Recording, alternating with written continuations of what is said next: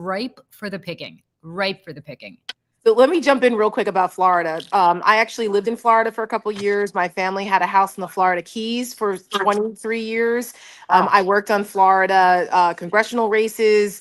And I can tell you that as someone who was part of the Republican establishment for 27 years, Florida was a long-term plan. You know how people have like the long-term, like 20-year city plans and Yeah. things like that? They did the Republicans did this in Florida, and it really started because in the '90s you had Lawton Childs and like Yeah. Florida was a predominantly Democratic state because you had Miami-Dade and like the city areas were Democrat, and then Republicans saw the value of getting Florida and started investing, particularly after the 2000 election, and saw how close it was. If it wasn't for Dem, I mean, it started a little before that because in the '90s when Republicans were it's investing in lots of places in the state and local government positions, it really paid off for them in 2000 because you saw who was the Secretary of State in 2000 that helped put George W. Bush over the line in that very close election. And from that point forward, they started investing in places like the supervisors of elections offices and state and local offices there, and because they're elected. And part of like the go pack approach to the from the like dog catcher to the senators, you started training people on how to win, and Democrats didn't keep up with it, and now they're facing this uphill battle of trying to turn things around in Florida. But yes, but it's got to start. It's got to start. It was they have a 20-year head start though. Yeah, Republicans there.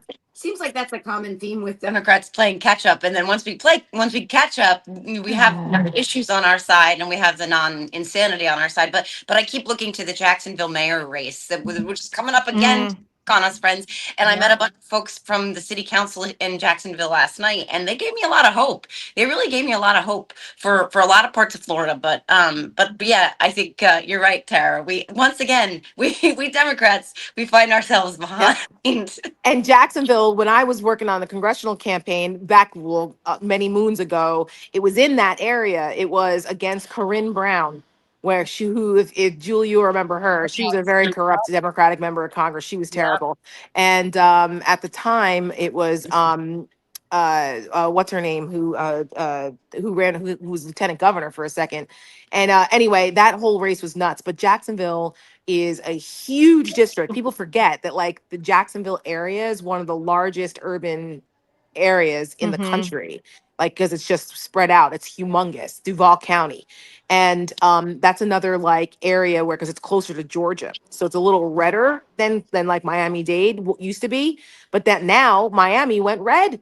I mean, the whole, Donald Trump, they won the Miami-Dade area, and that was because of the Cubans. I was How going to say the how do the Cuban Cubans vote. feel now? How do they feel now? Yeah, I want to say that because how do the Cubans feel now that Trump is not allowing Cubans to come to this country anymore? We used to have a what foot drive policy with Cuba, right? If you got 1 foot on American soil, you could come in, no questions asked.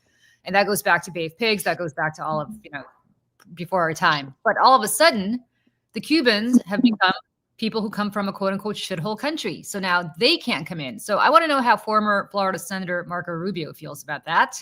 I want to know how Ted Cruz feels about that. I want to know how Cubans in Miami-Dade feel about that. Well, the thing about that really just kind of is, and I don't want to speak to something maybe that I'm not well versed in, but I watched this interview with someone, and they were interviewing Hispanic voters, and it was like how a lot of them don't see themselves as part of an immigrant community at all. And it's like that their families came here and they kind of shut the door behind them. And that's there's a mentality there that somehow it doesn't apply to them. And it's like other people, it's not them. And I'm wondering, it's just, that's the thing about the Cubans, especially in South Florida, that I've just never been able to understand. And I know that some of it's like part of when they come and they felt that they did it the right way. And, during Reagan and everything else. But like, I don't understand how you can look at what's happening now and be like, oh, cool. Like, I'm good. You know what I mean? I don't get it. Hear about that right way with Cubans bullshit, because I came here the right way, right? They came here on a boat lift. A lot of them. They came here on the mayoral boat lift, and they got on a boat and they got here. And The minute they touch ground, they were allowed in, which I'm thrilled about. I think that's fantastic. But that is no different than the way people come here over the border and seek asylum. Yeah. And all now are being sent back. I will say this. I did a focus group. I don't know if I ever talked to you guys about this. Back in 2021, right between January 6th and the inauguration, but after Biden had already won, obviously, I did a focus group of New Jersey primary Dems. And the reason I was doing it, I shouldn't say I did it, I observed it. And the reason I had commissioned it was because there was a governor's race that year, and we wanted to see what kind of shape Governor Murphy was running for re-election, who's a Democrat in New Jersey. And we did 4 focus groups. One was college-educated voters, one was non-college educated voters, one was African-American voters, and one was Latino voters. And I thought the Latino focus group was the most fascinating focus group of all. Because here's the takeaway, and I've seen this consistently over many years since with Latino focus groups. First of all, you're absolutely right, Michelle. They don't necessarily consider themselves immigrants. Their attitude is, we've been here for 2, 3, 5, 10 generations. Who the hell are you to tell us about, Right. the illegals? That's not us. We came here. We built a life here. Don't conflate us with people who are coming here over the border. Bye, Tara. And the other thing that I thought was fascinating is that they were all about brass tacks. They were all about, where are my roads? Why are they not paved? Where's my small business? Why is it not being helped? Where are my taxes? And why are they so high? Like, they didn't want to hear about your bullshit. Like, they had no time for that stuff. And the only people who sat there, and because what Murphy had done was he had given in-state college tuition for the state universities and colleges for undocumented immigrants. And he also gave them driver's licenses, which if you're a liberal, you're completely behind. They not like that. They were like, why are these people cutting in line? We've been here for generations. Why don't we get, free college? They thought it was free college tuition. It wasn't.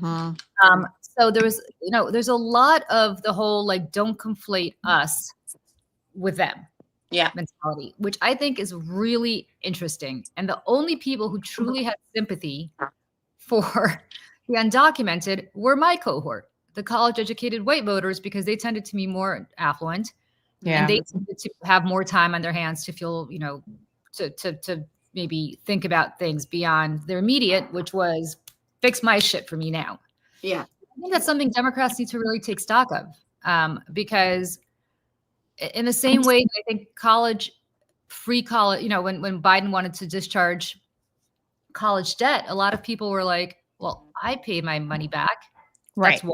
And 2 is most people didn't graduate college in this country. So their attitude was, why is my debt not being discharged for medical debt or mortgage debt or whatever other debt, but these rich, affluent college graduates get to have their debt discharged? It's the same kind of mentality. I think Democrats need to focus on that a little bit more.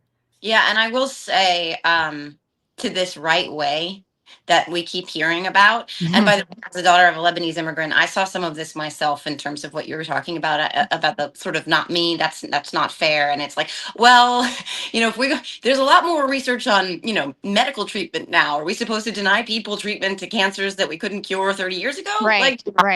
But this right way bullshit that is used, they're using to gaslight. If that were true, we would not be watching person after person after person showing up to follow the due process and the right things that they're supposed to be doing when they're taking them from courtrooms where they're showing up and reporting because they're trying to follow the legal pathway to citizenship and asylum in this country. The right way is now being used to capture them so much so it's that a trap. Instead of doing that, they are hiding in their homes. And Democrats, as we talked about yesterday offline, Jessica Craven's really powerful video. Yes.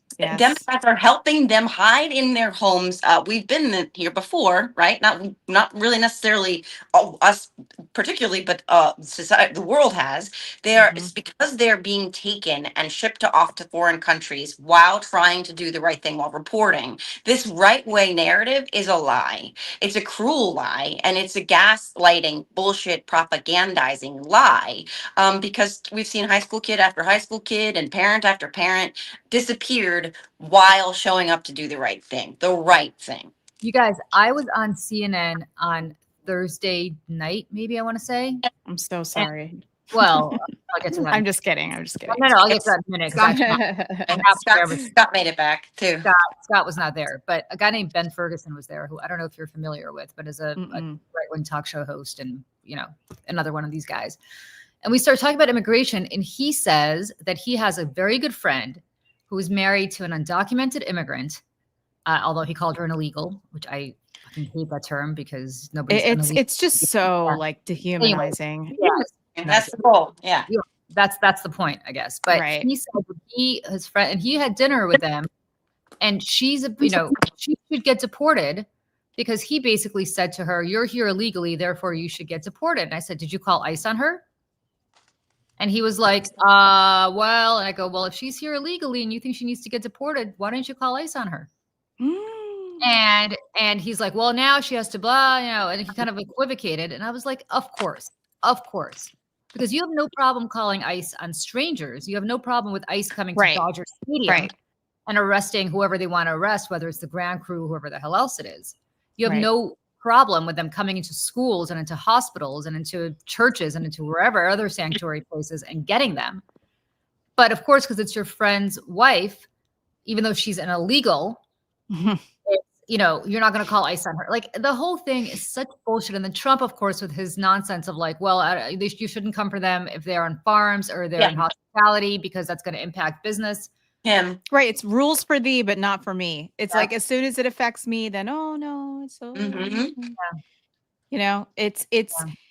I'm so far. I mean, I'm very removed from my family's immigrant story. I mean, it was in the beginning of the 20th century. I've only ever read diaries and boats, ship logs and things like that. Like, I think about my, there's a family member that I read about, like, came here in like 1903 on a boat by himself, and he was like 8 years old. Like, I can't, like, the harrowing stories like you hear from then to now, and people coming here, crossing the border by foot, like the amount of despair and danger and war and suffering that people escape to come to this country is people who are born here and live their lives here. I just don't think we'll ever really fully understand. And unless you have, immediate family members who have come and done that.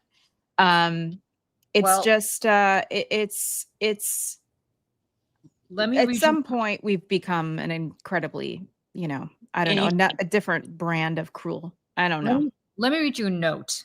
Yeah. And I don't know if this is true. Somebody I know posted this from a little kid who wrote this to his best friend. If ICE takes me, don't forget about me. I will be in El Salvador. You're my best friend, the brother I never had. I cry every night thinking that they will come for me at school. A++ sue me, with little pictures of cat faces and cat whiskers. You guys, like, this is the kind of shit that will have these kids in therapy, not the ones who are deported. The ones who are deported are their lives are turned upside down forever. I mean, forever. I don't know how you trust again. But the ramifications of how a generation of children is going to be thinking about their government, and their safety, about friendships. Yep. We have not even begun to scratch the surface. Yep. Of that. Yeah. Yep.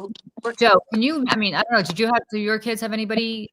So I was just going to actually talk about that because I actually, of all things, and do a terrible Piers Morgan, but I did say that on Piers once because he was dragging Selena Gomez for her very emotional and to what was happening. And I said, why are you giving this woman a hard time? We are traumatizing our young people. And I can speak to that directly because in my town, we do have a large undocumented population of people who are fully integrated into our society. They are my daughter's classmates. They are the pizza makers and the bus drivers and the taxi drivers. They are my neighbors. And when all of this first started, my daughter was crying because we had an ICE raid in our town.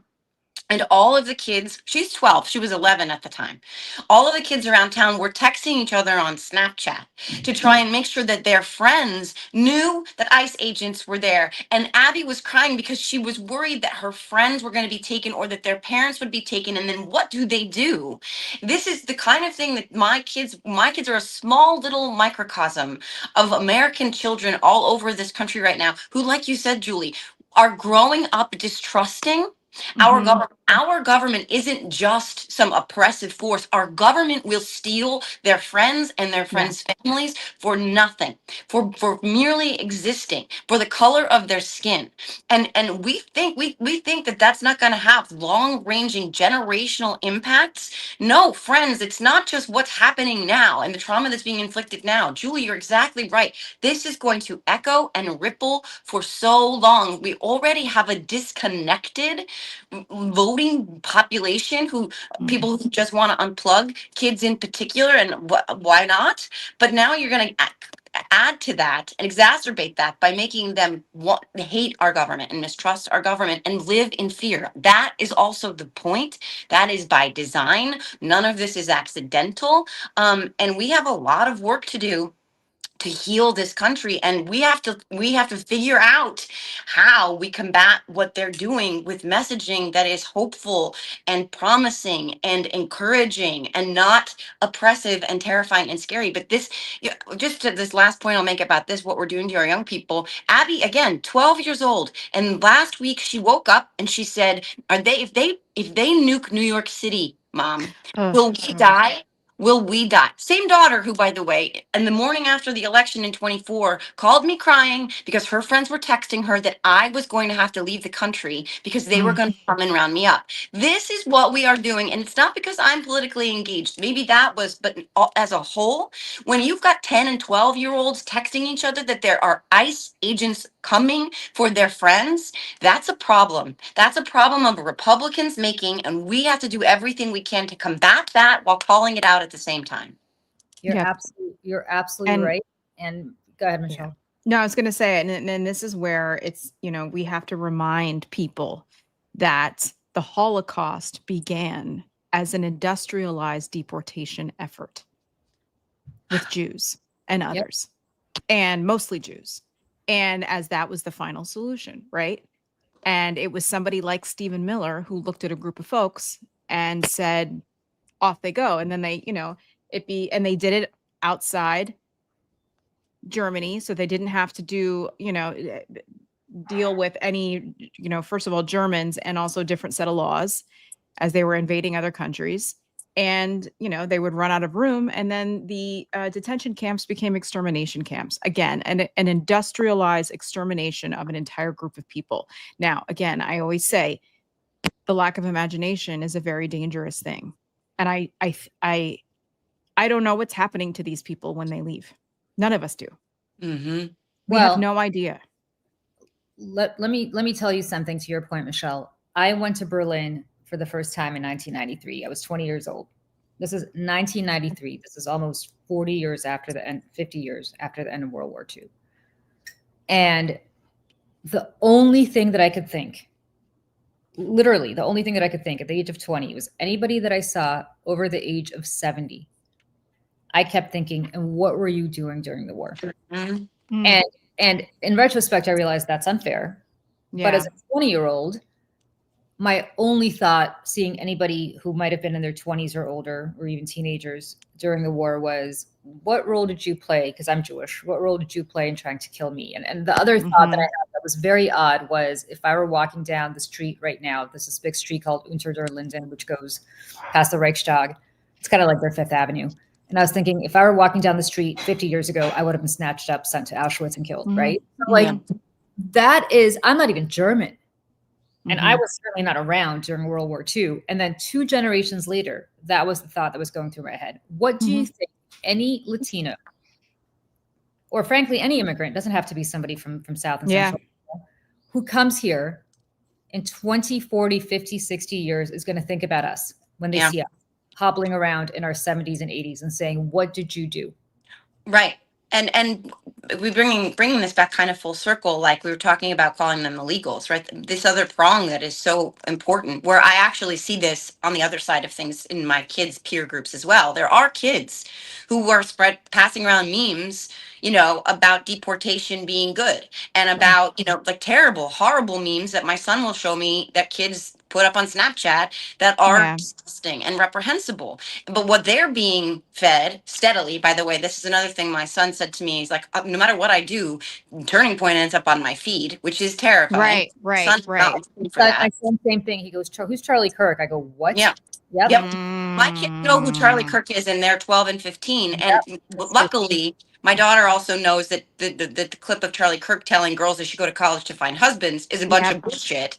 But I'm deprogramming, right? So but there is another side of this that is so fucking terrifying and important, and it is that dehumanization. Again, history may not repeat itself, but it certainly does rhyme. And Julie, you're right, and Michelle, you're right. We've talked about this lack of imagination. This idea that we could look at what is happening, that we can look at mothers being taken, that we can look at men lining up outside of Home Depot, day laborers who are just trying to survive, to thrive in a country that never made a promise to anybody, but like they believe in the promise it's making to them, right? We're looking at people being able to watch that, being able to listen to a Jessica Craven telling a story about her friend's neighbor being taken after 30 years with his disabled wife. Yeah. Let's play that. And let's talk about how there are people in this country who can look at this and feel nothing because they've been subjected to the kind of propaganda and gaslighting that pulls their humanity away. So yeah, please show that. Let's also explain who Jessica Craven is first, Michelle. Sorry. Go ahead. No, just explain who she is first. Oh, no. Jessica Craven. She lives in Los Angeles. She is, I hate to use the word influencer, but she's like a social media commentator in the political space. Not too unlike Joe. And she's, involved and she informs her audience, and she's on TikTok and Instagram for the most part. And, everybody knows her. She's on some group chats that I'm on for the DNC creator space. And she's just really great. So, I guess I'll keep playing it here if that's cool. Yep. People who don't live in Los Angeles to hear what we are going through right now. I was just talking to my girlfriend, making plans for later tonight, and she said, oh, by the way, my neighbor got taken today by ICE. My neighbor got taken. He's lived here for 30 years, at least. She was like, at least 30 years. He has 4 grown children. They were all born here. He lives with his wife, who is disabled. She said, I don't know what she's going to do. I literally don't know what his wife is going to do. They took him and they put him on a plane to El Salvador. I can't describe what is happening in this city right now. We are trying to raise money to give street vendors so they and their families can stay home. Do you know what that sounds like? Do you remember last year when I went to Amsterdam and went to Anne Frank's apartment and looked at the fucking history of that girl and her family hiding in their apartment? Now we are making families here hide. Children, our community is being torn apart. The cruelty is staggering. It is not producing anything. It is not helping anything. You're not going to get a fucking job because of what they're doing here. Your life won't improve because of what they're doing here. When people are hiding in their apartments from the federal government, something has gone wrong. If you are a Christian and you are still supporting this, you've lost your mind. Absolute brutality happening in Los Angeles right now. I don't even have a good way to end this. Absolute brutality. Yep. Jessica is a friend of mine, and she is not a tremendously emotional person. She's not. I'm a crier. Jessica's not. She never breaks, ever. She never breaks.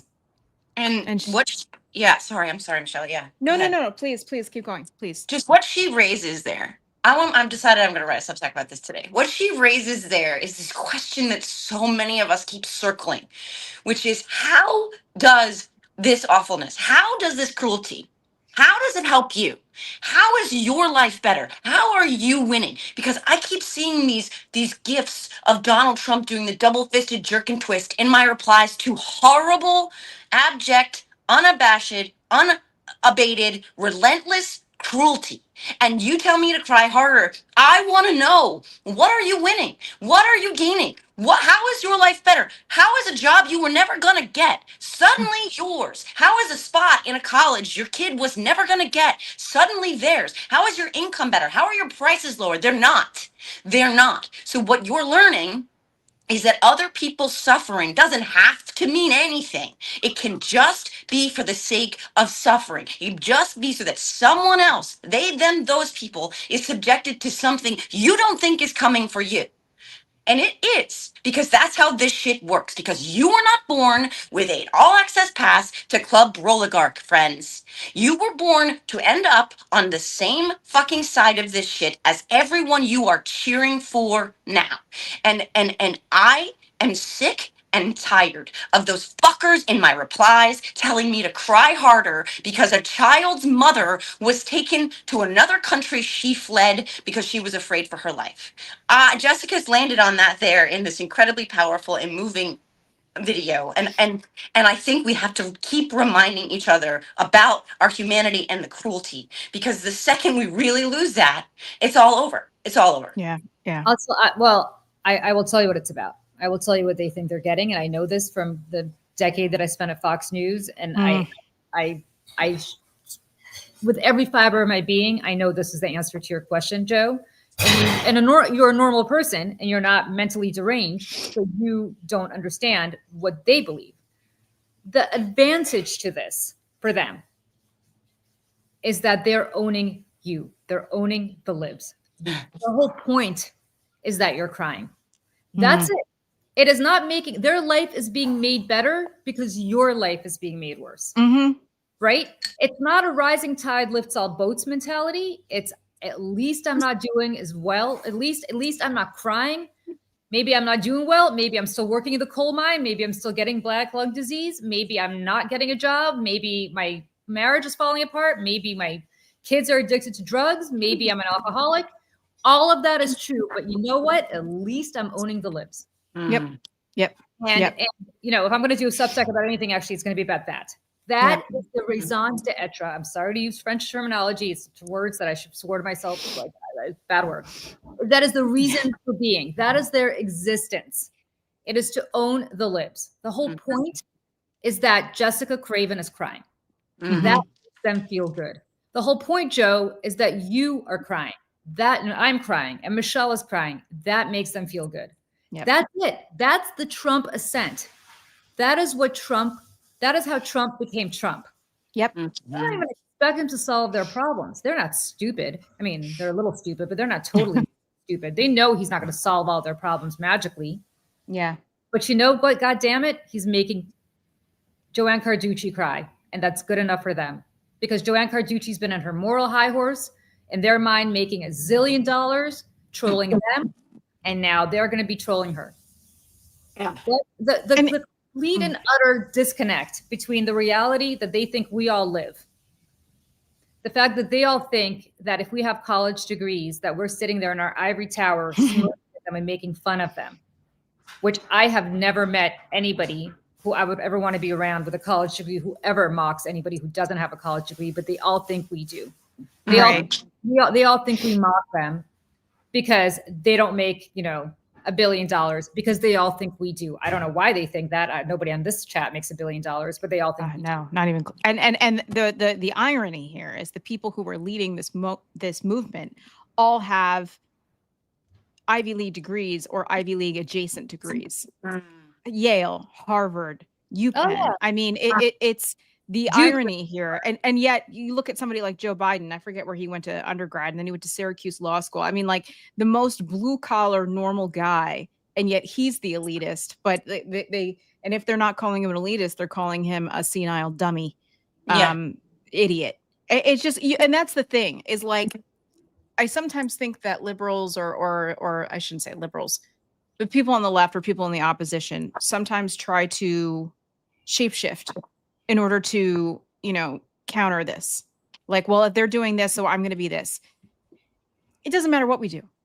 They're going to find another way in to insult us or attack us or say things about us that aren't true, or, mock our vulnerabilities as human beings. And I think that's part of this too, is like, and I think the three of us here can agree that no matter what it is that they do, we can never lose our humanity. Yeah. We can never lose our ability to be choked up or to cry about something that is awful, and to show other people that we have human emotions, because the second that we stop doing that and we harden ourselves to the point that we can't express anymore, I mean, it's really gone.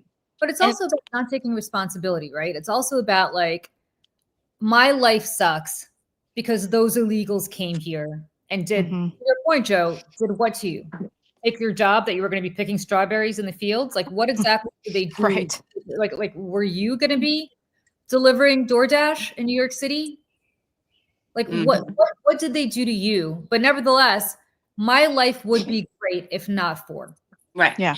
I mean, again, like, and I have to jump in a second to go to some events here, but like the way that they will twist themselves, the ones that we really can't reach, but there are some that I think that we can, who are sort of sitting in this maybe sort of gray, maybe, but they will twist themselves into whatever kind of pretzels they need to in order to accommodate the worst of themselves, right? So if it is celebrating terrible things happening to brown people because it's not happening to them, then that, even though they're like, is like logically, is that really helping me? I'm not going to really think about that. But they've twisted themselves into such a pretzel that their melon-hued messiah is a silver spoon born, gilded tower raised billionaire who paints himself orange, wears lifts in his shoes, a goddamn diaper and a girdle, has a cotton candy comb over from the 6 fucking remaining hairs on his head. He's a big, flaccid, squishy ball of fucking ass pick, and they will look at him and say, for the working class and the uber male, this is the kind of pretzel they have to twist themselves into to accommodate believing that he gives a shit about them when he doesn't. So if they can do that, if they can make you look at an Elon Musk who again looks like a beluga whale that washed up on the shore, and say, that's the guy who cares about waste, fraud, and abuse. That's the guy who cares about me making a better life for my family.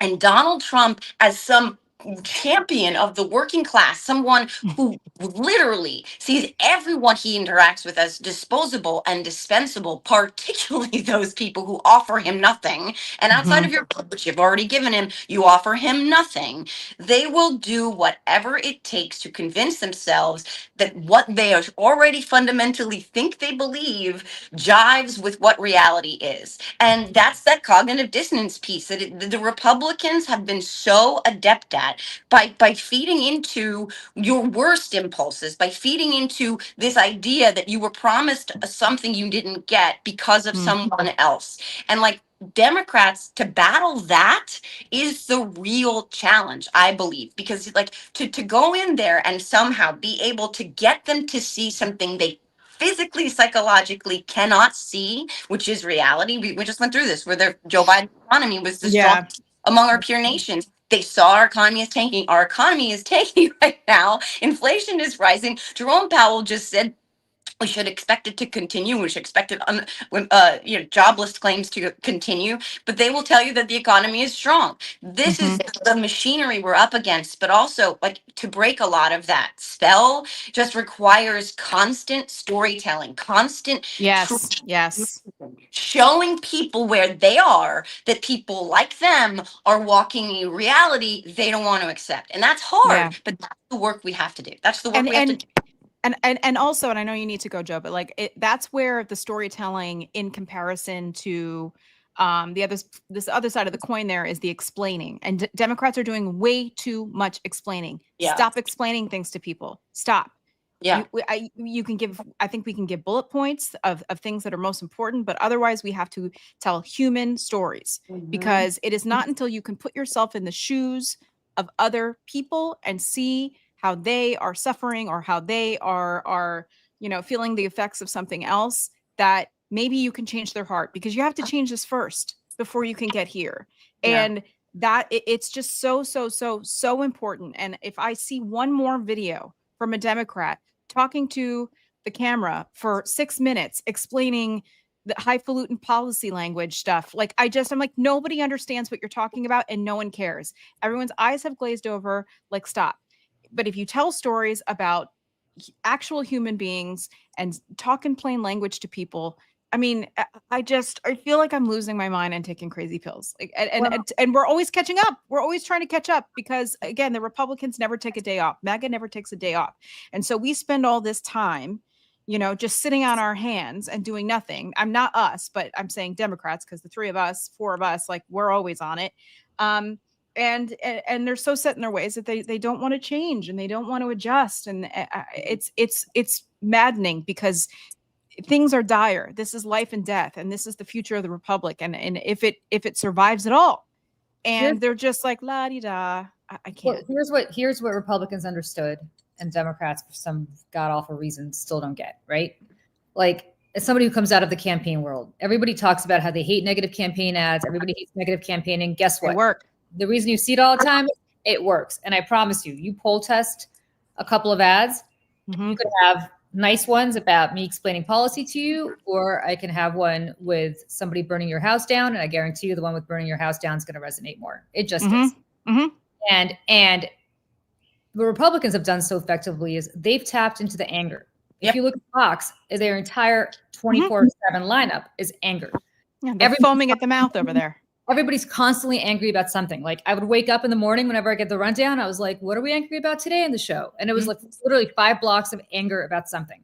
We're sitting there, and I blame, Rachel Maddow, not my cup of tea, and I'll tell you why. She'll sit there for 37 minutes explaining that A block, man. Woof. Yeah, that A block going into, back in 1934. I don't give a class about 1934. It's like a podcast. I'm like, oh my God. Yeah. Like, it's like reading a New York Times article out loud, right? And my whole thing, tell me what I'm angry about today.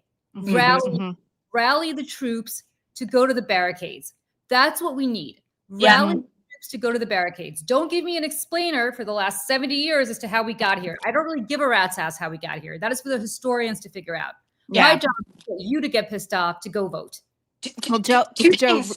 Oh, sorry. Yeah, before I go, but 2 things to that really fast, Julie, and I can give you an example in real time of what you're talking about. But by the way, that is my strategy, and if I were to advise any Democrat elected official, it is that. So I want to tell one anecdotal story, and then, well, 2. The first one, to your point about all they want is to be angry. I was at the gym during the last election on a treadmill next to 2 ladies who were having a conversation, 2 middle-aged white ladies having a conversation, because a political ad came up, and one of them turned to the other one and said, Sue Altman is a radical. And then the other one turned to her and said, yeah, but do you know why? And she's like, I don't know, but I just know she's a radical and I'm not voting for her. That's it. That's all it was. That's all it took. They labeled her a radical because one time she tweeted about defunding the police, which, by the way, I've never tweeted about. To my trolls out there who say that I have, bullshit, bring the receipts, because I never did.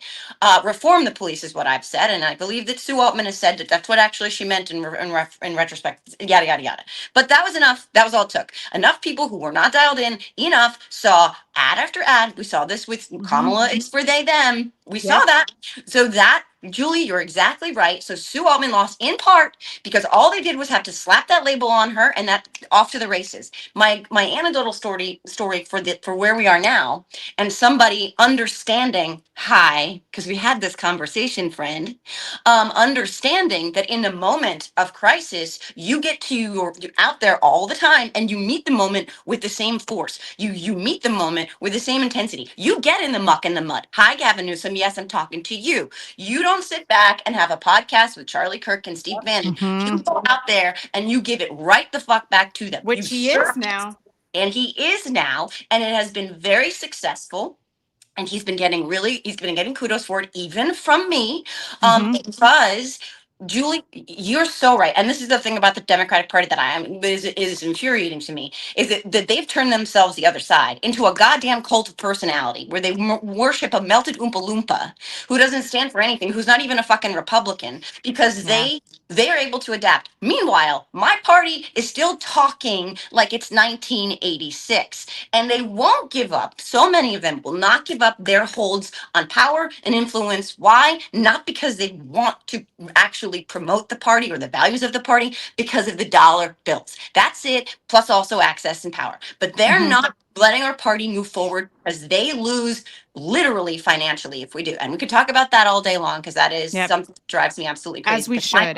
Yeah, my party is not adapting the way that they should, but Gavin Newsom is a good example of why coming back with the same force that they're serving makes a difference, even if it doesn't necessarily fundamentally change anything. The Democrats see that they have a fighter and someone who speaks plainly, which he usually does, but he's very good at it, and somebody who is not going away quietly, not bending the knee, not obeying in advance, and he's telling you every day. And that's why Donald Trump cannot fucking figure out how to kneecap him enough. He's going out after wildfire recovery efforts, funding, et cetera, et cetera. He already dumped his water. He's talking about defunding California, blah, blah, blah. Good luck. Like, California doesn't need us as much as we need them.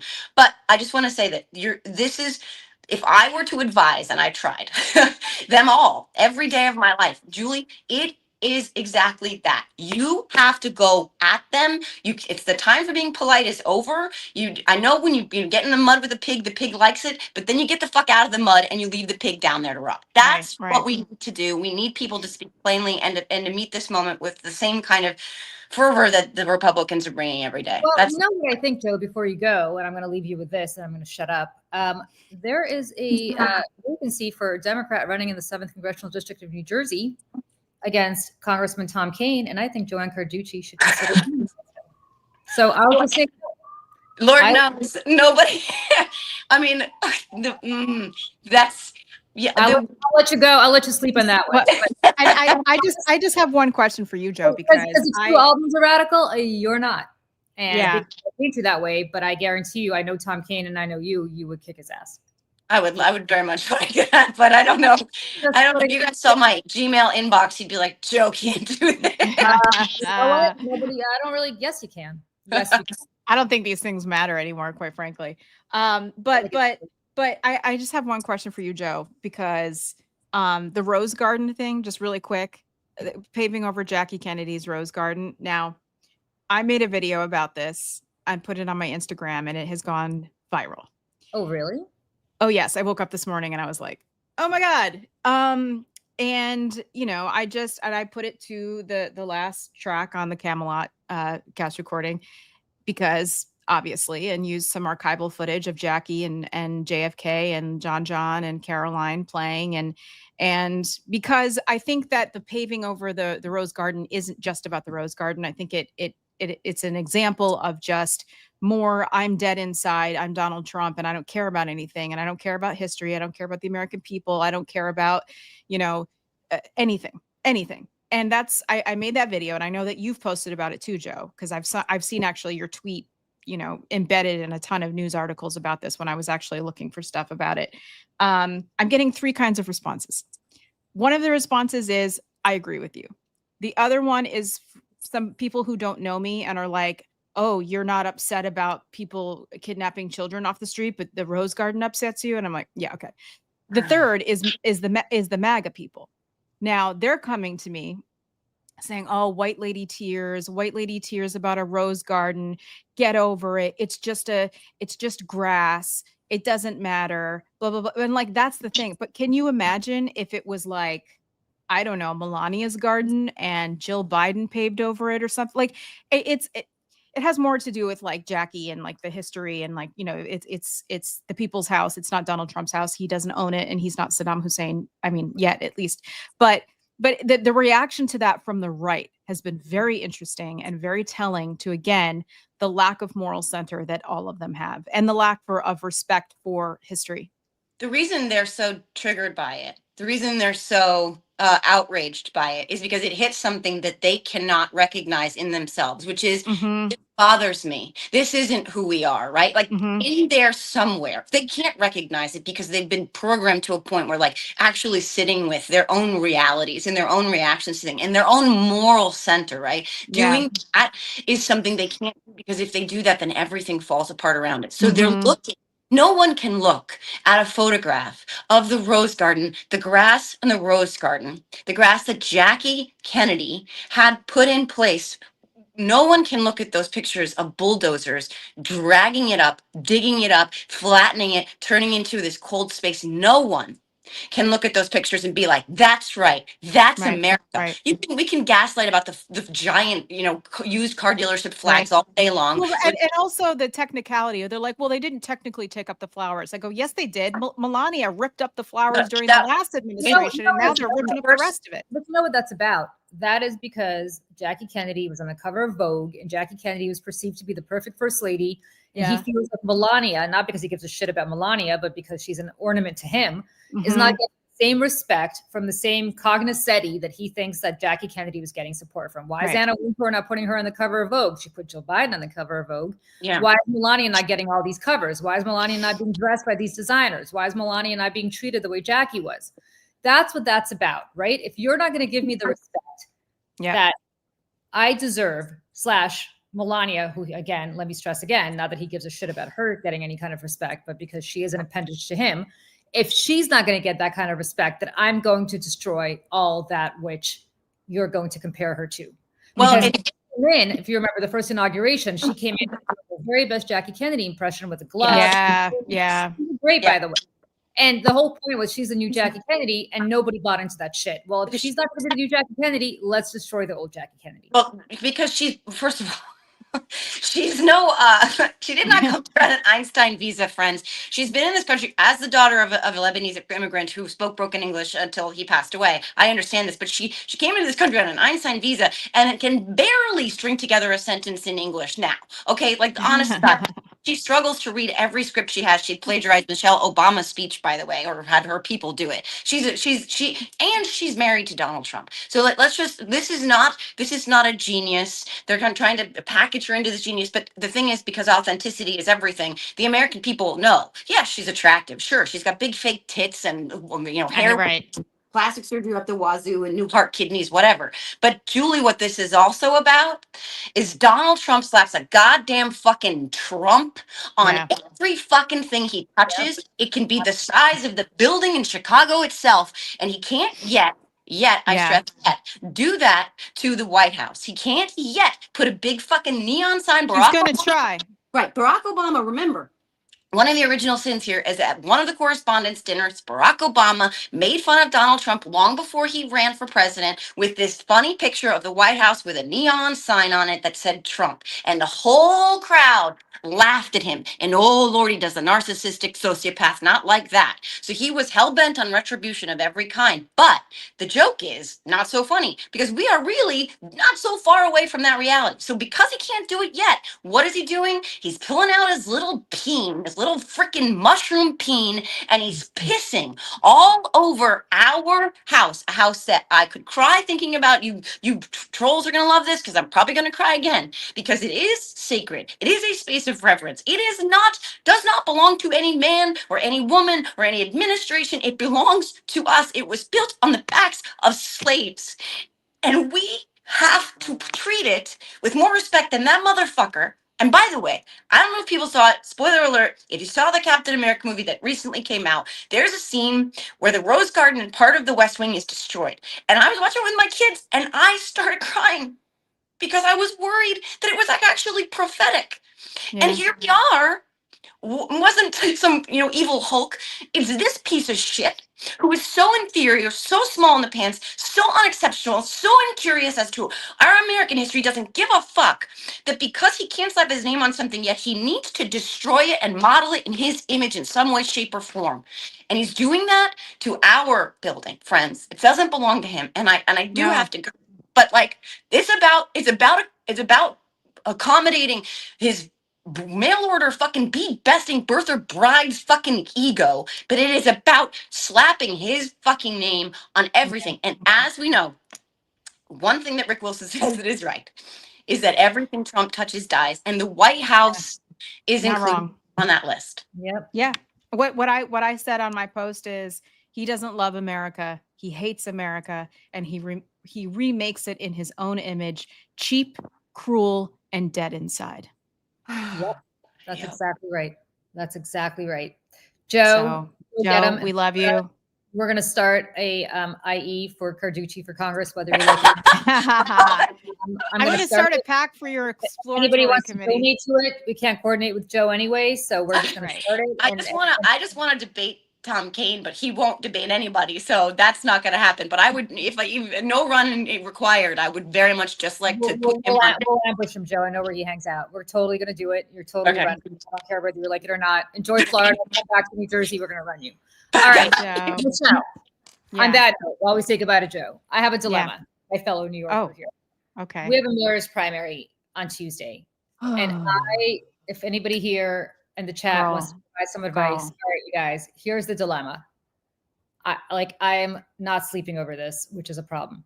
I mean, I did see that you texted the group chat at 4 o'clock in the morning, and I was like, she's either having insomnia or she's super jet lagged still, or all the above, or she's stressed out. It's all of the above, plus stressed out, plus still kind of recovering from my little escape from missile fire experience. Plus waking up at 3 a.m. being like, what do I have all this stuff I have to do. So one of the things I have to do is decide what I'm doing. And so for people who don't know, New York City has ranked choice voting. So you don't just vote for one, you vote for 5. And you really have to rank them, because if you don't rank them, your vote's not as important. What is also apparent is you have to rank one of the 2 front runners, because if you don't, it's like voting third party almost. And your I refuse. I won't do it. You have to, because I won't. I'm not gonna. No, but then it's like voting like for Ross Perot. Well, I mean, yes and no, but 4 years ago when I had to walk into the voting booth and choose between Curtis Siwa and Eric Adams, I refused to fill in the blanks. I just refuse. I know. So, I voted for Eric Adams, and my husband voted for Eric Adams, and we walked out of the voting booth, looked at each other, and said, we both know we just made a big mistake, but life is about choices, right? And I've always said that.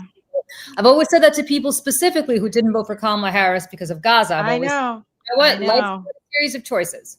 So if you don't vote for Kamala Harris because of Gaza, you just elected Donald Trump. So I feel like I have to rank either Cuomo, parentheses, the man who subpoenas women's gynecological records as retaliation, and parentheses, or is it Mondawi, parentheses, globalized intifada, close parentheses. I am literally beside myself. I don't know what to do. If anybody here has any ideas how to make me feel. Mary's asking to please explain rank voting. Yeah. So ranked choice voting. New York passed this thing where ranked choice voting is that you have, let's say, 10 candidates, and you rank them, so that if let's say you have 4 candidates running, right, and you want to vote for Tara, of the 4 of us, you'd rank Tara first, and then you'd rank Michelle second, and then you'd rank JoJo third, and you'd rank me 4th, right? If I come in 4th for everybody, my votes go away, and then the people who ranked me first, whoever they rank second, let's say they rank second, those votes go to Michelle. And ultimately, if Michelle then is last, then whoever ranked her first, whoever she ranked second, let's say it's Tara, those votes go to Tara, and so on and so forth until they win. So the problem is that you kind of have to do this, because if you just vote for, I'm going to make this up, Brad Lander, who's the comptroller who's running. Who I love, and I'm going to rank him number 1. I am too, but if you vote for him, if he doesn't come in first, ultimately the votes go away to the point where it's going to be probably between Cuomo and this guy Mondawi. And so the choice is, do you vote for Cuomo or do you vote for Mondawi? And I just realized my boobs are totally hanging out. And I'm also still wearing my PJs, by the way. And good for you. Thank you. And so the question is, what do I do here? And you're so right. Oh no, you asked why does New York City have the worst candidates in a city? I would love to know.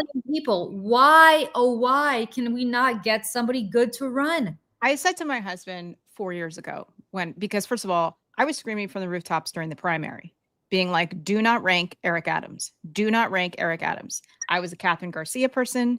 Maya Wiley is great too. I mean, listen, we had some good choices. Ray McGuire. Yep. There was some great choices. Unfortunately, the city chose Eric Adams. And I just knew. I was like, this is going to be a problem. If he makes it through his term, it'll be a miracle because he's going to be brought up on ethics charges and all kinds of other corruption stuff. And then he was. And he's still there because nothing matters anymore. But I said to my husband, I was like, listen, if the Democrats are smart, now here's where the ranked choice voting thing kind of like is not helpful. If the Democrats had kind of come together and banded together to fight him or whomever else, I think that it could have been more effective. But unfortunately, now it's like there's alliances and people have to cross endorse and things like that. So there's no collective push to out the corruption. There's no collective push to do any of that because everyone feels like they kind of have to be nice to each other. But more than anything, I would say the slate of all the candidates is anti-Cuomo. Which causes a lot of other problems for the Jewish population of New York City as well, because people, I mean, I would say that the people in my life, I don't know about you, Julie, are pretty split between Mamdani. I'm murdering his name and I'm sorry. Mamdani and Cuomo. And I've had people yell at me for saying that I don't want to rank Zoran. And that I will not support his candidacy. I considered it for a second because I saw how well he did in the debate, and he took Cuomo to task, and it was like satisfying to watch. And I thought, who's this guy? This seems great. And he's, just so people know, he's an assembly member. He's 33 years old. He's a bit of a nepo baby, and used to be a rapper. And he is a member of the Democratic Socialists of America. And he will not explain to us what he means by globalizing the Intifada. Well, right. And then he dictated and said, well, it's, because he was on the Bulwark with Tim Miller, and Tim Miller really, he asked him about it. He's like, are you comfortable with language like that? Like, how do you defend that? And he kind of doubled down and was like, well, it's not what Jewish people think it is, basically, and I'm paraphrasing, kind of dictating, to the Jewish community that they shouldn't be upset because it's not what they think it means, which did not go over well. What does it mean? Right. It was like, well, it's resistance. It's this, listen, the whole thing is just, and here's the binary choice situation that comes in, is that because I said I didn't want to support Zoran's candidacy, I am now supportive of baby killing and genocide, and I support a rapist, and I do this. And I'm like, no. We can have many thoughts.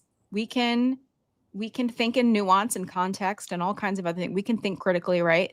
We're able to do this. I don't like Cuomo either. He's another one. I've been shouting from the rooftops before he even announced his exploratory committee or whatever it was. They're both terrible choices, in my opinion. I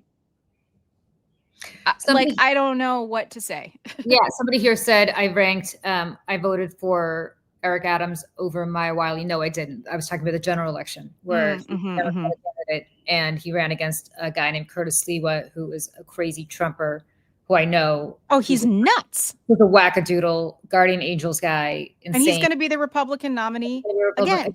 So no, please don't misunderstand me. I did not vote for Eric Adams over Maya Wiley. Yeah. Until the general election. But I mean, the fact that Andrew Cuomo is back, like as somebody who runs a nonprofit, literally is the last nonprofit standing in the Me Too space. Yeah. How the hell are we here? And how is it that all these women who called him to resign 4 years ago are suddenly now like, I'm back and okay, I'm going to endorse Andrew Cuomo? It's wild. What is wrong with you? This is where all the men complaining about the Me Too movement are like, it's not fair and everyone's just canceled and you ruin our lives. Really? Then why are you all coming back? Canceled. Why are you all zombieing back into our space? Cuomo, Kevin Spacey. I mean, like the list goes Bill on. O'Reilly, all these people. Listen, let me tell you something. The minute that Bill O'Reilly left Fox News, within 5 minutes, everybody's like, where's Bill O'Reilly going to land next? Where is he going to go next? Nobody's asking where the women who left Fox News because of Bill O'Reilly were going to land. No one cares. What? None of them landed anywhere. Not one. I know them all. Not one landed anywhere. Yep. Bill O'Reilly is on News Nation, which is the place to go if you have had any kind of Me Too issues. So it's just absurd. I don't get it. I don't understand what's going on. It makes no sense. Well, and here's the other thing. And the other part of this is that normally in the Trump era, right? Because we've had several Republican mayors in New York City, for however people feel about them. I didn't mind Mike Bloomberg. But we're going to have a three-way race here because Cuomo, let's say Cuomo wins the Democratic primary. Cuomo, Eric Adams is running as an independent, and then we have Curtis Siwa. Now, if Zoran wins, Andrew Cuomo has already said that he's going to run on another line.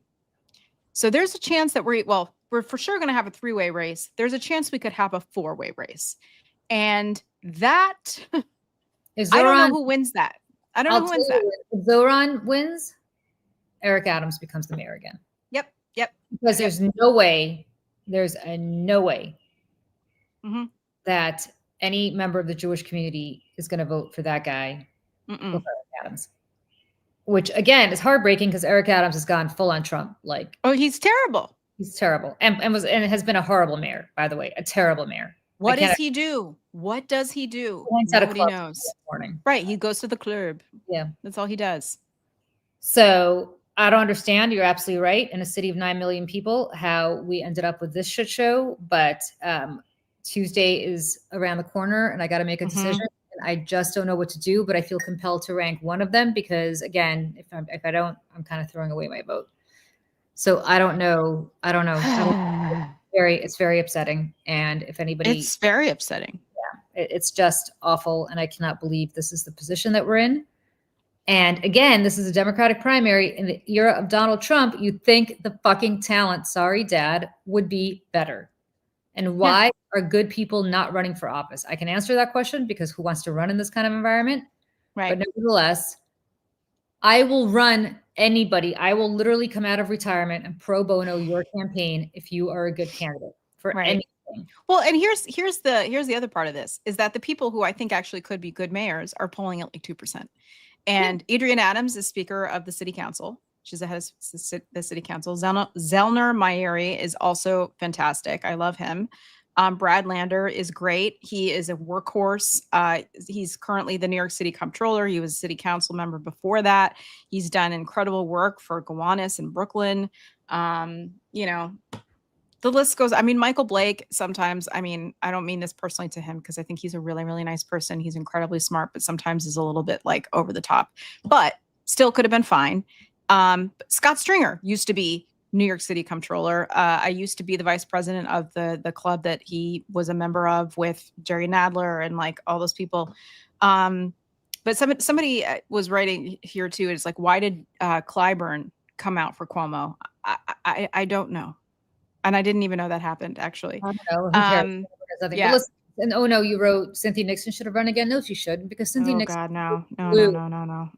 No clue how to run anything. She's an actress. Like we stop stuff. I used to be an actress too, but you've run stuff, Michelle. You've done more in your life than be an actress. Yeah, true. Like, here. I played this on our show on Thursday night, and Tara and I had a very big and long laugh about this, but Eric Adams, to your point, Julie, to all of our points, I couldn't tell you one thing he's done other than go to the club and shut down entire city blocks with his Suburbans so that he can go to the club. Yep. And he posted on his Twitter the other day, come with me while I get stuff done. And I would love for you to watch it. Have you seen this? No, please. Oh, this is good. Okay, got it.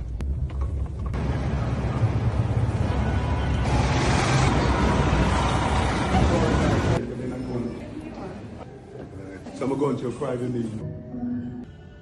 Take care. Right, right.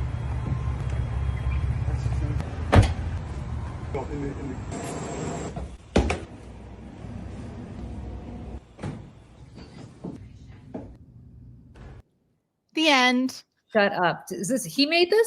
This isn't like a joke? No, it's not a joke. Oh my God. Are you kidding me? Hey, do you guys want to go with me while I get stuff done? I'm going to go to the kitchen right now, make another cup of coffee. Yeah. Come Come back. with me while I get stuff done. Also known as I get in my Suburban, we ride around, I do a whole lot of nothing. Somebody hands me my jacket, and then I go home and Take some make vitamins. coffee and take some vitamins. Oh my God. When I saw that, I was like, you have got to be. It It's is like so on the nose. That's the mayor that he is. That is him in a nutshell. But wait a second. Somebody did that video for him. Like there's somebody who doesn't know what they're doing, quite frankly. There's somebody in his life who obviously is out to murder him, because there's no way that anybody worth anything would be like, hey, I think we should post this thing. Like Eric Adams, who had to splice that video together. I love that private meeting with who? The guy. I'm going into a private meeting. Okay. Okay. Me too. It's called the bathroom. Like what? It's a private meeting. He is such a ridiculous person. He is such a ridiculous person. I mean, this is where I want to put together a supercut just for my own entertainment of all the crazy shit he said. Remember that one time he said, it was right around New Year's, and it was a local reporter had asked him, you know, if you could describe New York City in one word, what would it be? And he was like, New York. Yeah. Anything can happen here. You could wake up in the morning and a plane could hit the Twin Towers, or you could see someone opening a new business. What? I forgot about that. Anything could happen. You could wake up in the morning. Anything could happen. A plane could hit the Twin Towers, or you could see someone open a new business. Okay. Great. That's like Tulsi. Oh yeah. That's like Tulsi posting that video of a nuclear bomb exploding over the Golden Gate Bridge. This is the director of national intelligence. Yeah. He's literally posting a supercut of a nuclear weapon exploding over San Francisco. It's amazing. It's What amazing. the hell is going on? You guys, we deserve so much better than the people in charge. Are we the only normal people here? Like, I feel like us and people on this chat and people that we walk down the street on a daily basis, seeing and talking to, and our friends, we're like living in a world governed by insane people. People who say that anything can happen here. You could wake up one day and the world can go down. Well, and also in another thing that he was doing, it was local media. He said he was speaking to a group of folks. My phone's ringing. It's probably some campaign asking me to vote for somebody. Because I have an old school landline. He said something like, people are hoping I crash the plane, or I burn and crash, but you shouldn't be, because you're in the plane with me, and there's no parachute on this plane. And I was like, who are you? I mean, does he take a bong hit in the morning and like start speaking? So. Doesn't it sound like it? Like, well, and there's another video of him when he was I don't know if he was Brooklyn borough president at the time or whatever. It was a while ago. He's going through like a den or like an office and telling people how they can look through their children's things to see where they're hiding bullets and guns and drugs. And he's like, you could look behind a picture frame, and might be where they're stashing some weed. And he's like, looks at, and it is like an SNL sketch. It is ridiculous. And this, again, when people found out during the campaign 4 years ago that he doesn't live in New York City, he lives in New Jersey. And and by the way, people who don't know this, Eric Adams is a vegan who had I think he had diabetes or something like that. He lost a ton of weight, and he's this health nut now, but he's not a vegan because the New York Times reported that he goes to very fancy restaurants and orders fish, which is not vegan. So cool. Just very truthful man. But anyways, he brings this camera crew to his apartment in Brooklyn. It's where his son lives because his son's stuff is all over the place and the sneakers. And he opens the refrigerator. There is no health food in this refrigerator. It's like cold cuts and soda and like all this other stuff. And so there was a whole thing. It was like Fridgegate. Guys, there's a reason why Veep was so popular, especially with the people who work in politics or around politics, is because this is how it is. Veep is accurate.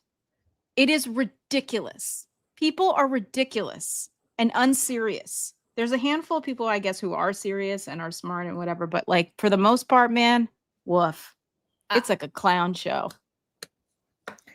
I just don't understand the disconnect, right? And because it's not just on the Republican side. It's not just no. Trump is like the apotheosis of what we're talking about here. Which we should say also, Eric Adams used to be a Republican and he switched parties so that he could be mayor. But anyways, keep going. Right. But in terms of it's not, I mean, like Democrats are this way. Tulsi Gabbard, who used to be a Democrat. I don't know if people saw this crazy video. You don't have it, do you, Michelle, by any chance? This crazy video? Oh, I don't have it. No. Yeah, so it's this crazy video, which people should watch. Just Google it. That got Trump really pissed off, where she's talking about how she went to Hiroshima and Nagasaki and watched the devastation. Okay, fine, fair enough. Yeah, but right. We don't get a hold of ourselves. We too are going to be exploding in a nuclear holocaust soon. And again, it's one thing for a member of Congress to say this, which is what she used to be. She is the director of national intelligence. Way to cause mass panic. I mean, unless there's literally a nuclear missile headed for the Golden Gate Bridge as we speak, and there wasn't, what is she doing posting this shit? Right. And I kind of want to be like, oh, so we care about cities now? Yeah. Right. And then now, exactly. And somebody, MJ, you're so right, where she said Iran wasn't days away from producing a nuclear weapon. And now, of course, to save her job, she's like, oh, yes, they are. Yeah. So, like, how do you trust these people? I mean, at least with the weapons of mass destruction during Bush, these were liars, but they were serious people. All on the same page, and they were serious people. They were serious people, right? With serious backgrounds. So we bought it, a lot of us, because this was I did. I mean, I was a college kid, but I was like, oh, why wouldn't you buy it, right? Right. You see Colin Powell, talking about this. It's like, okay, yeah. Now you have people who are like, no, there's no weapons of mass destruction in Iran. Oh, wait, Trump says there are, because he doesn't believe his own intelligence services. Oh, okay, then the intelligence services are saying this is like his map, right? This is like the map with the hurricane, and he takes the Sharpie and like does this. What is anything? Yeah, and you've got Bibi Netanyahu, who's saying they're days away or weeks away, and the reality, I don't trust him either. He's crazy. Years. He's been saying this for 20 years. And now Trump is, I think, tacoing out of invading Iraq, or at least Iran, rather, or bombing Iran, rather. 2 weeks, Julie. 2 weeks. The taco way of not doing it. And what's so bizarre to me is all of these people know, including MAGA, like they know that he's full of shit. Yeah. Because one day he says they have them. Tomorrow he's going to say they don't have them, and they're all going to fall in line again. And my question is, like, where's your agency? But the larger question I have is, if we can't trust our own intelligence services, if we can't trust our own government to tell us the truth, then we don't really have a government, because we're never going to, there's no cohesion. There's nothing. It's just insane. Well, and not to go down this rabbit hole here, but we showed this on the show the other night too, on Thursday. This is happening. There's 4 tech executives that have been sworn into the United States military as lieutenant colonels, by the way, who did not have to go to basic. And they're making excuses for it, saying, hold on. Where's the thing? Say they're giving some history here. Oh, well, we did it in 1917 with the railway guy, and we did it with Columbia Gas and Electric back in during World War II. And I'm like, first of all, this was before. This was during wartime, and this was before the military-industrial complex. This was before then, and we're in a different time now, in a different era. And the people that they have sworn in as lieutenant colonels. My sister-in-law was in the Marine Corps for 20 years. It took her 15 to become a lieutenant colonel, and with two tours of Iraq and Afghanistan. So, you know, Shimon Sankar from Palantir, which is the company that is invested by Peter Thiel, that is using all of the data and information that has been collected during Doge to use against us and surveil us. Andrew Bosworth from Meta, which is Facebook. Kevin Weil from OpenAI, which is ChatGPT, and Bob McGrew, who used to be at OpenAI and is now at Thinking Machines Lab. And like, this shit is just, let me just, because this looks kind of official, and you know, it's not as jarring, but like when you see pictures of these guys, this is them.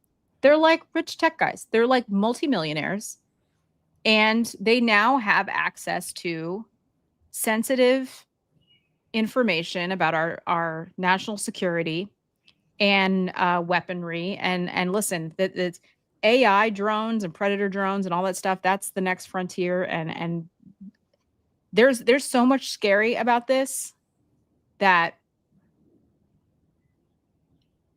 I feel like I have outrage fatigue. Yeah, and the question is, like, Israel, I'm very curious. When Israel attacked Iran, did they give Trump a heads up? Yeah. I'm not so sure that they did, as much as he says they did. Yeah. Because what, would you give him a heads up? Why? So Right. signal with Pete Hegseth? Or he's calling his friends on his private cell phone, which is not right. I think Trump was just embarrassed.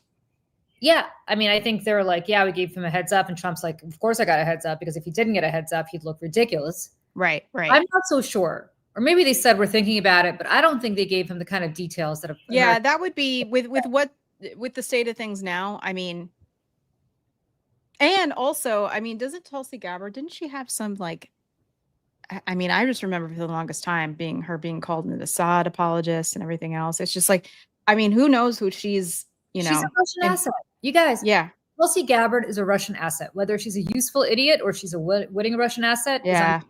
I have some friends in national security. I asked their opinion about that. I was like, what do you think? And they were like, oh, I think she's a useful idiot. She's a very dangerous, useful idiot. Who's a useful idiot who's now the director of national intelligence. If I were Vladimir Putin, I would be literally going to the bathroom and taking a moment to myself when I heard that news. I mean, like, well, have you seen this? And I'm glad that I'm just remembering this, because you of all people, I wanted to ask this about.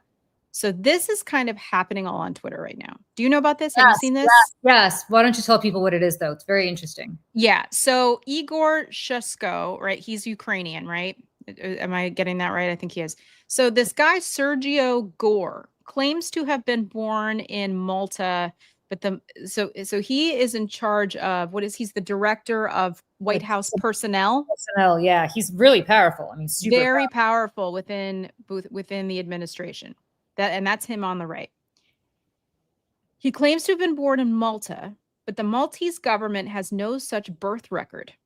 People who knew him in Malta called him the Russian boy. So then Elon Musk, who is still feuding publicly with Donald Trump, is blaming this guy, Sergio, for part of this breakup between Trump and Musk. Elon Musk replies and says he deliberately lied about where he was born on federal forms. That's a serious crime. So Igor tweet, I mean, he's just go on his Twitter, because he's like, I mean, this thing is ongoing. Yeah. Sergio Gore's lawyer has been sending emails to him, threatening him for defamation, telling him to take it down, but then really doesn't dispute any of it, which is kind of crazy. And I thought I had the other article here, but like, there is a person that is in charge of White House personnel who's very, very close to Donald Trump, and he has not been vetted. He has not passed any of the national security background checks, whatever those forms are, or something. It doesn't matter if he did, Michelle, because the reality is those forms are now, the vetting is now done by people who Trump appointed. Right. So it doesn't matter. And by the way, remember back in the first administration when they said that Jared Kushner should not get any top secret information, and Trump just said, screw it. So I don't even know if they bother vetting. Tulsi Gabbard would not pass the vet. No. In normal circumstances. Or Pete Hegseth or Elon Musk. Pete Hegseth, Elon Musk's own lawyers in the last administration did not apply for a security clearance for a top security clearance for him because of his drug addiction and because of the fact that I don't know about addiction, because of his drug use and because of the fact that he has these weird undisclosed conversations with foreign leaders / Vladimir Putin, which he talks about publicly. Tulsi Gabbard, Pete Hegseth, between all of his drinking and all of his woman stuff and all of his financial problems, he is the exhibit A. Yeah. Exhibit A of somebody who's compromised. I remember when I was in 1995, when I was graduating from grad school and I was applying for a job, and I wanted to apply for a job with the CIA as an analyst, not as a spy, as an analyst. I didn't get a call back. But I spoke to a professor on campus who was kind of known as the guy who would be recruiting people. And he said, asked me if I ever did drugs. I said no, because I always knew I would want to go into the Foreign Service, so I never didn't. Yeah. Did you ever do drugs? I said no. Do you have drinking problems? No, blah, blah, blah. I didn't. I think because I had family in Russia, I was not the right person because they could always hold your family against you. Yeah. But I just know the basic fundamentals of what it would take to be a low-level, entry-level person working at the CIA back then. And now you have the Secretary of Defense. Crazy. Like every box. Every box. I mean, what is to prevent Pete Hegseth from going on a bender and getting wasted and spilling everything he knows? Nothing, because he can't control himself. Because P.S., once an alcoholic, always an alcoholic. Oh, yeah, exactly. I mean, every day, one day at a time. And I just opened the Daily Beast article about this Sergio Gore thing just earlier this week. Musk described Gore as a snake after a New York Post reported that even though Gore is in charge of vetting thousands of executive branch employees, which is insane, he himself hasn't been fully vetted. I guess it's the central to Musk's attack on the claim, which we just talked about. Gore failed to file his own SF-86, the critical vetting form required for permanent U.S. security clearance. This was despite Gore being responsible for vetting thousands of other executive branch employees. And Igor, whose tweet that we showed, he had posted a series of articles relating to the White House aide, Sergio, including a New York Post story questioning where he was born. Details of a fact-finding trip he took to Russia while working for Senator Rand Paul, an archive of Gore's high school emails suggesting it referred to him as Russian Maltese, and now retracted investigation by a former Washington Post reporter turned independent journalist.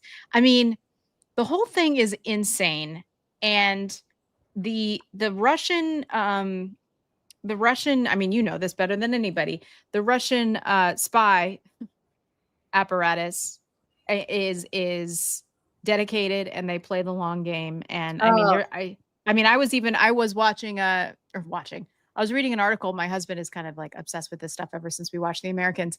And there was a program that the Russians had that sent Russians to South America to assimilate as South Americans in whatever country that was.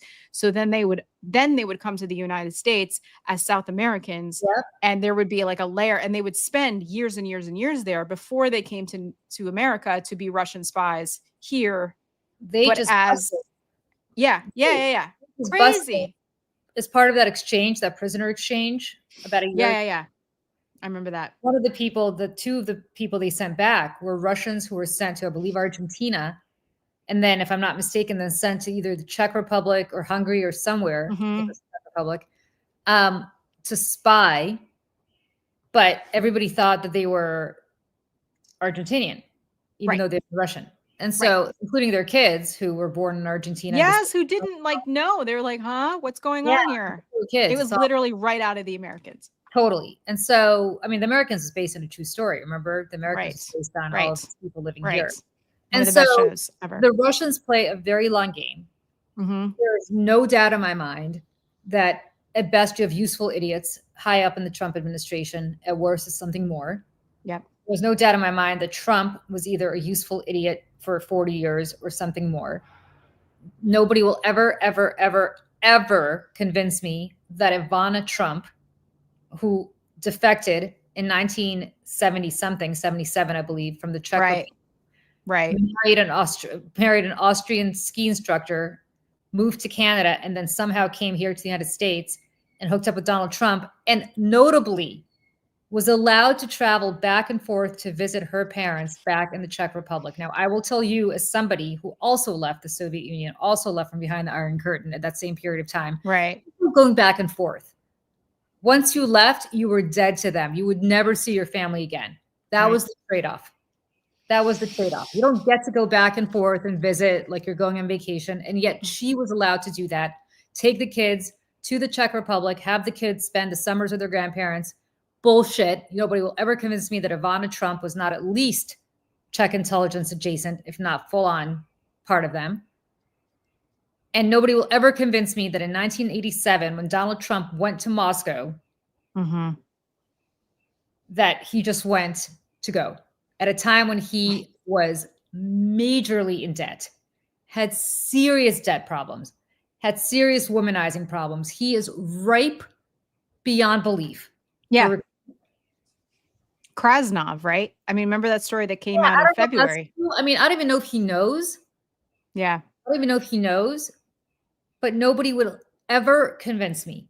He might be such a narcissist that he really hasn't, he like is just. No, listen, he was going bankrupt. If people remember in the 90s, he was going bankrupt. And all of a sudden, there was some massive infusion on his returns, those returns that Mary Trump leaked to the New York Times. Yeah, yeah. There was an unexplained massive infusion of cash that appeared out of nowhere. Has never been explained, ever, because it doesn't comport with any assets he has. And I'm telling you right now, he's exactly the kind. I mean, I wrote a whole Substack about it. I don't need to belabor this now, and I need to go in about 2 minutes. But other than that, just to tell people, I actually, if people want to find this on my Substack, you can. Here's what's important to know. In 1980, I forgot what year, I think it was 86, new Russian consul general in New York, who then became the Russian ambassador to the United States. People like that are obviously intelligence, just so everybody knows. It's not, I mean, that's not even debatable. Yeah. By his own account, the first thing he did, his daughter was already living in the United States, already working at the embassy. Translation, she wasn't just living here, she was an asset. She picked, by her account and his account, she picks him up from the airport and drives him. The first place that he says, the first place that he drove past was Trump Tower. And he was so impressed by the stunning beauty of Trump Tower. Ugh. Wait, it gets better. That he was so impressed by the beauty of Trump Tower. They could stop at Trump Tower, immediately go upstairs and meet the man who created Trump Tower. And that's how he met Donald Trump. And then immediately invites him to a dinner. And at that dinner, he says to him, "You must come to Moscow." And Trump says, of course. And he and Ivana go to Moscow in 1987. And that point, everybody thinks everything began. Okay, let me just explain something. If he lands at John F. Kennedy International Airport, which is where he must have landed, Trump Tower, I don't know why I'm giving a thumbs up. Trump Tower is not on the way to the Russian consulate. The Russian consulate is on the east side. So all the way on the east side. Yeah, but it's on 67th between Lex and 3rd, Lexington Avenue and 3rd Avenue. Yeah. Trump Tower is on 57th and 5th. Right. Not on the way from JFK. Yeah. More importantly, once you land at JFK, before you even go to your post to meet the people who work for you, you're going to go driving around New York City looking at Trump Tower. And then you walk into Trump Tower and you say, "I have to meet the man who created this," and immediately get shown upstairs. Right. And also, I mean, who buys that? And also just, I mean, for continuity purposes, so yes, the Russian consulate is between Lex and 3rd, right? And further up and further east. 5th Avenue runs south. It's a one-way avenue running south. You'd have to go up and then down, but JFK is all the way south on the other side of like the tip of the island. So that, like, nothing about this makes sense. Nothing. And I didn't know about that. And now I'm like, yeah, I mean, stuff makes me crazy. They're not even pretending. They're not even pretending. Right. And so the point is, and the whole Ivana thing about going back and forth, I mean, that is such nonsense bullshit. I mean, that I can tell you firsthand. Like, you left, that's it. You'd never see her parents again. She was not going back. She certainly wasn't taking the kids back to spend summers with them in Czechoslovakia at the time. Right. And so I say all of this to say that this entire administration, from top to bottom, is completely compromised. It is our national security that is compromised. If we go to war against Iran, understand that the Iranians have cells here in the United States that are terrorist cells. And I'm telling you again right now, who here feels safe with the people in charge of our national security in the event of another 9/11? Well, right. And also the Iranians have a history of assassination plots against people in the United States, including John Bolton. That's why John Bolton had a security detail for as long as he did that Joe Biden gave him. And so does Trump. And Trump wrote an executive order very early on in this administration. I know there's been so many of them that we lose count and we lose track of what he's done. But there was one that says that if the Iranians assassinated him, that we were to obliterate the country. He signed an executive order that said this, which is what? Yeah. What? Because all of us exist for the sake of Donald Trump, right? There are 90 million people living in Iran. But if they assassinate Donald Trump, obliterate all of them. Right. Can you imagine? That would be the end of the world. It really, I mean, that would just. Of course. This is a major country right in the world. This, even if it were a tiny little country, that's no excuse. Right. And yeah. I got to go. I know. But just, and also, I mean, like Ivana Trump, who his longest, I mean, the mother of the majority of his children, he buried her dead body on his golf course and let it grow over with grass so that he could get a tax break by having a cemetery space on his property. Like this is who he is. Nothing matters to him.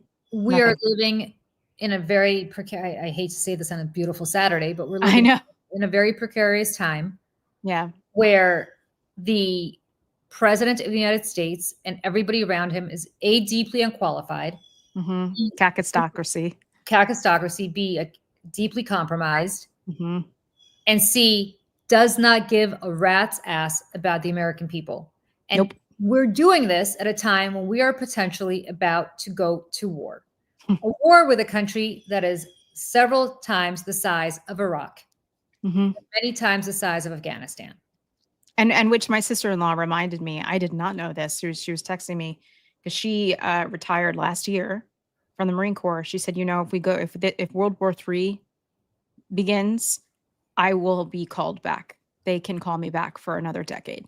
And she's like, and I will have to go back into the active duty. I was like, I did not realize that. And she was like, yeah, so this is great. Oh, I'll go a step further. I think they'll bring back the draft. Oh, I absolutely think so. Yeah. And as the mother. Which I don't know. Yeah. Of all white boys, I'm sure. Yeah. I mean, as the mother of a boy, no thanks. Not for this president. Not for this. There are some things that are worth it. This is not. World War II would be worth it. Correct. If you attack Pearl Harbor, I'll do it. Not for this. Not under this commander in chief. No effing way. No. So. All right. On that note, are you doing anything fun this weekend, Julie? I'm going to go get my hair colored because the situation's a disaster. I know. I'm about a month out from mine. I got a glimpse at the top of my head the other day. I was like, oh, this is not good. Yeah, no, this isn't good. And I'm going to do that. I have to take my son to Princeton tomorrow for something. That's fun. So I guess. Nothing. It's just I feel like I need a vacation from my vacation. Let's put it that way. Yeah. Yeah. That's usually like what a normal person would feel like after coming back from Disney World or something. But I think you're saying that is on another level. So you deserve a few days off. I know. I feel like I do, but I don't think I'm going to get it. Although we woke up this morning, we're in Pennsylvania at our weekend house. And my husband looked at me and we're sitting there literally with coffee cups. And he looks at me and goes, we deserve this. I said, yes, we do. We really deserve this. Good for you. And remind me, what day did you get back? I got back on Monday. So it hasn't even been a week. No. Oh my God. How crazy we are. My husband and I are driving. My son's with my parents. My husband and I are driving to dinner with friends last night, and I look at him and I go, "Is today your anniversary?" And he goes, "Isn't it tomorrow?" I said, "No, I think it's today." Oh my gosh, really? How Many years? How many years? One. This is your first? One, because we've been living together for so long. We just got married on a lark last year. This is our first anniversary. Oh my God. That's How sad is that? That is very sad. The wedding was not a big deal because we've been living. Yeah, but still, it's just that's years and years. But you only have a first wedding anniversary one time. You know what I mean? It's kind of a so lame. We get to dinner with these friends who were at our wedding, and we're like, "Remember our wedding last year?" They're like, "Was that last year?" Oh my God, Julie. I hope you guys take some time today. Go have a cocktail. Yeah, we're so like just decompressing from this crazy escape from Israel situation that we're like, we don't know what's going on. Anyway, all right, yeah. I'm going to go to Brooklyn. I'm going to a birthday party today. Nice. In Brooklyn, which I will take an Uber, which I cannot afford to get there because it is 1,000 degrees out, and I refuse to sit in the subway station for a train that's probably I'm going to have to wait 25 minutes for. So, not doing it. So I'm going to go do that. Well, that's like, I know. This is what I do for my besties. You met Craig at the rooftop thing. Yes. It's his partner's birthday today. Oh, so okay. So we're having a B day in Brooklyn. Nice. And tomorrow actually is my 21st anniversary of moving to New York City. So which is always a fun thing to think about. I moved here with $250 in my checking account and 3 suitcases, and my ass is still here. So nice. You did it. You survived New York. I did. So that was 2004. Wow. Mm-hmm. Happy anniversary to that. That's a bigger anniversary than mine. It is. You know what? It's like my own personal anniversary of perseverance and survival and living on people's couches. And I once lived in a closet, and that's not a lie. And that's a story for another day. But anyways, everyone, thank you for joining us. All 14,219 of you. Wow. Thanks, guys. Yeah. Across. I love this. Like, by the way, platforms. If we don't say this enough, you guys, like, we have built this incredible community on Saturday mornings and Wednesdays too, but especially Saturday mornings, of people who start their days with us. And we are so deeply grateful to all of you. It's just like incredible that we keep growing this community. Thank you. We really love you, and just love that we're building this at a time when we all need to stick together, because this is bonkers. Okay. It is bonkers. And I'm gonna play us out with Useful Idiots, since we were talking about Russia. And Julie, you have a safe weekend. Everyone else have a safe and happy weekend. Stay hydrated. If you're in the Northeast, we're having a heat wave. And that's it. So we'll see everybody else on Wednesday at noon. Everybody be good. Bye. You got to be more thankful. Please tell me I'm not the only one that saw that. I don't even have words for what I just saw. You said thank you once. Putin went through a hell of a lot with me. He went through a phony witch hunt. He was accused of all that stuff. He had nothing to do with it. Zelensky found every opportunity to try to Ukraine-splain. I don't know if we can ever do business with Zelensky again. Is the United States abandoning Ukraine? No. Hegseth has directed U.S. Cyber Command to pause all planning against Russia. Alliances that my grandfathers spilled blood for, just cast aside as if they're nothing. Glee in Moscow. The Kremlin says the U.S. is aligned with Russia's vision. Fallout from the Helsinki summit, gloating in Putin's state-controlled media, taunting him for not sticking up for his own country. I think that the United States has been foolish. The American-European alliance is effectively over. We could see the end of NATO. We are not ready to give our freedom to this terrorist Putin. This is not just about Ukraine. It's Putinization of America. Then it makes it a lot easier to steal from the American people, just like Russia. We're about to lose our country. It's a 5-alarm fire. What's the signal? SOS, ding-a-ling, hello. We might not be loud enough. The sacrifices you make now will rewrite history, but we have to be willing to make them. We have to be willing to stop buying things, to stop going to work, to walk off the job, to sit in protest, to be in the streets as long as it takes.